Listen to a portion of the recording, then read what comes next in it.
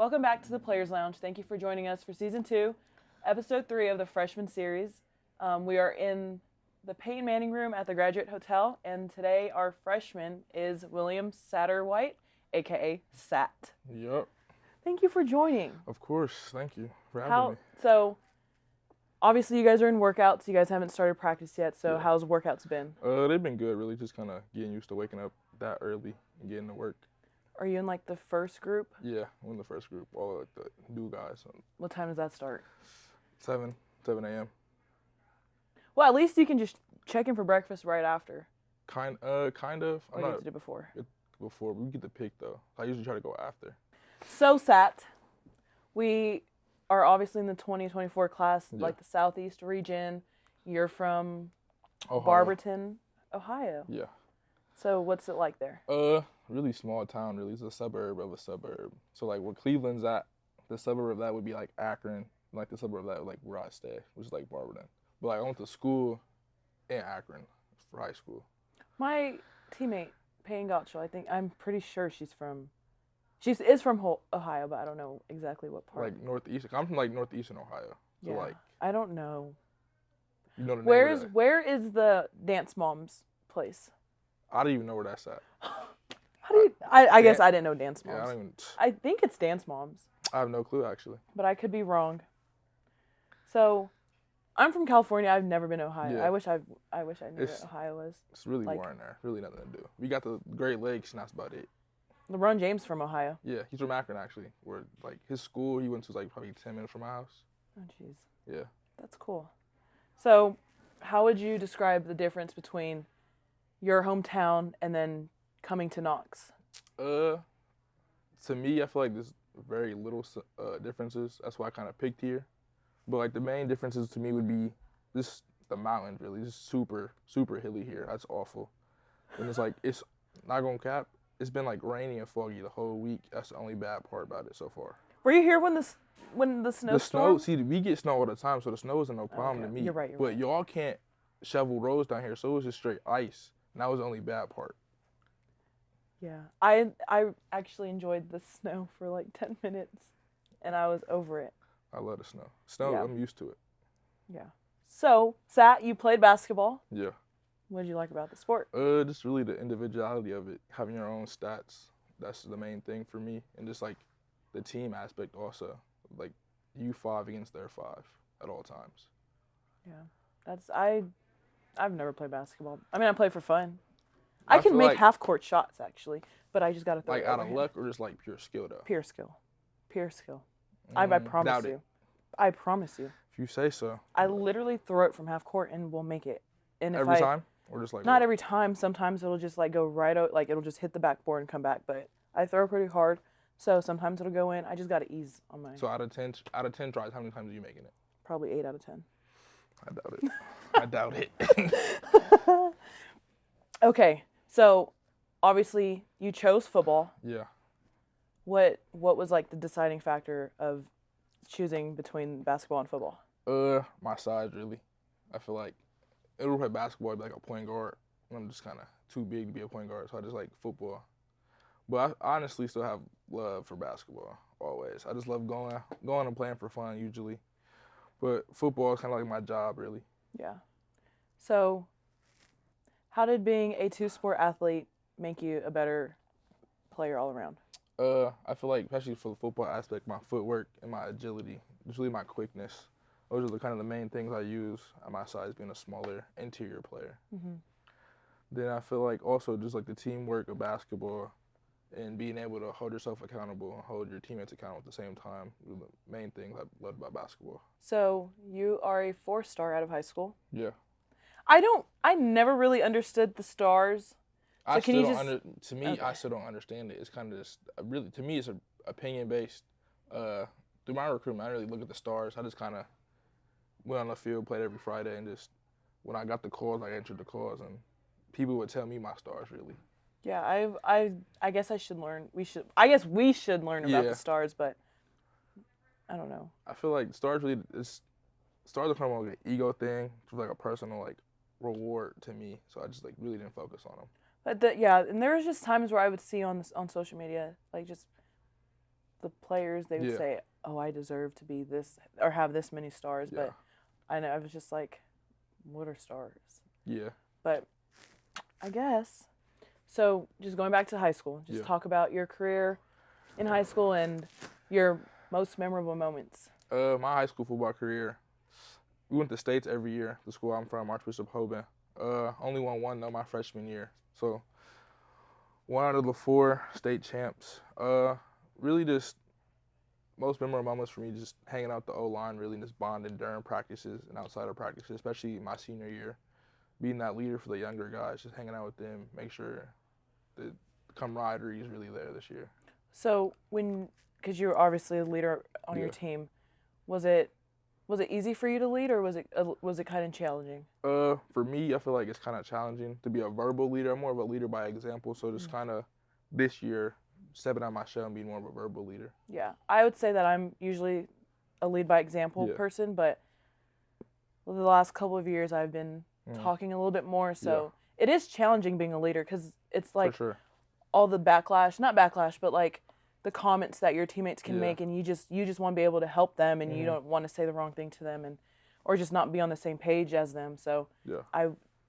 leadership is challenging, but at the end of the day, like, you're trying to do better for yourself and also hold your teammates accountable. So Yeah. good job on being a leader. Yeah, thank you. So transition to SEC football. Obviously, you haven't had games yet, No, not but yet. I guess you can just talk about your team and the workouts and how your everyday life is now changed since you've gotten on campus. It's been good so far. The school aspect been quite easy to me. School's kind of a second-hand nature to me. I just feel like once we start getting into practices, it's gonna really show why SEC is different. Especially just being here for the spring, and the spring game's gonna be like really challenging based on like the old players said. So just kind of getting the hang of things early and just staying in that groove. Yeah. The leadership on your team. Is it like good? Yeah, we got great leaders, especially in the O-line room. But Cooper Mays and John and Sprague. So just kind of looking up to the older guys in the room, have them lead by example too. Yeah, I knew. When Cooper posted that he was coming back, it was like this huge thing, and because nobody knew he was going to come back. I mean, I know he didn't do all the senior day stuff, activities, but I think once he made that announcement, everybody was just so happy. Yeah. And he, like, every time somebody talks about Cooper, it's just he's spoken so highly of, and So positive. yeah, so Cooper is just that guy on and off the field, and his leadership's great. Yeah, for sure. Okay, so what's one challenging thing that you faced so far since being here? Really memorizing the playbook, memorizing the O-line calls, honestly, because there's so many, and we go over them so quick, just writing them down and just keeping track of which plays is which and what calls go with which call. So, I don't know the plays. I never understood them, but when Nico would bring home the packets that he has for offense, I would look at it, and I'm just so confused. I don't know how you guys memorize that stuff. Yeah, I think the QB ones are harder. They have to like know the coverages, where the linebackers are going. Ours is kind of just the D-line movements and the linebackers, so it kind of makes it easier, but for the QBs, it's definitely harder to memorize the defenses and the plays. I was like, there's no way you memorize this and know every single play. But then, like, there's guys who's wearing the red and green and blue, the Alvin and Chipmunks people. They have to know that one. Yeah. And more. Yeah, and I don't know. That's a lot of stuff I don't think I can memorize. For sure. What colleges were on your final list? Here, of course, Clemson, Penn State, Alabama, and Georgia are my top schools. What made you choose here? Really felt like home. Knoxville and Barberton are kind of the same to me, same environment, and just having the opportunity to get on the field early here really stood out to me. I love Knoxville. You're gonna love it too. Hopefully. Yeah, hopefully. Hopefully. It seemed good so far. No complaint. I guess once you get into season, Yeah. it's gonna be a different perspective, but we'll see. So your recruiting process, can you just talk a little bit about how it was and when you started being recruited? It really started, I think, my end of my sophomore season. I got my first offer from Kentucky. Then I didn't really get that many looks till midway through my start of my junior season. Then I started getting like the MAC schools like Kent State, Akron, Miami of Ohio. Then towards the end of that, junior season, going into the summer, going on like visits, going to camps, going to see plays. I started getting more offers. Then really before the start of my senior season when it ramped up for me, going all these places for junior days, spring visits, kind of just helped me get more exposure to get more offers and get recruited more. I remember my recruiting process. It was just, I literally started getting recruited in like 8th grade. And it was just, now that I look back, Yeah. it was just crazy that I was even thinking about schools in 8th grade. But they changed the rule in softball, so thank God for that, because nobody knows what they want to do at 13 I feel like that's years kind of old. stressful for 8th grader. Yeah, like, come on now. But the rules changed, so yeah, it's cool. So now you're a national recruit. Did you know that? I ain't know that really. Yeah, you're a national recruit. But what about Tennessee and Coach Heupel and Coach Ellerby and his staff? Like, what made you want to play for them? Ellerby's energy and his overall character to me is like really resembles my head coach, and just the way his coaching style is really unique to me. Just being able to see what he draws up at practices and the things he says really just stuns me sometimes. Just really amazing what he says. Then Coach Hype's a newer coach in the SEC. Just trying to come here and win a national championship for him is kind of my goal. Love the underdog story, really. That's why I kind of chose here. Yeah. Coach Heupel's really cool. Yeah. Like, he's so cool. Mm-hmm. And just even, like, having conversations with him, if I was a football player, I think I want to play with him. Yeah. I want to play for him, so. He's really down to earth, really chill, relaxed guy, but when it's time to be serious, he can be serious. Yeah. So what kind of development do you feel that UT can give you? Really just being able to bulk me up to the size they need me at and also keep my quickness too. Then hopefully develop me into an all SEC center or guard, in my opinion. So you guys haven't had practice yet, though? Not yet. I think we start getting on the field tomorrow, just walking through the plays, seeing what we understand early, then get on the field later. Yeah, I was going to ask you your improved. Well, I guess your workouts. Yeah. They're different from high school workouts? Or no? For my high school workouts, not really. We kind of do similar to the college workouts. So it's kind of more high intensity power lifts and getting after it. So for me, the workouts aren't that hard because my high school did similar workouts. So one of the transitions that was easy to me. Good. What do you think you improved on, like, since being here? Like, anything in your game? Or even in school and stuff? And just knowing that you have, like, all these people who are here to support you.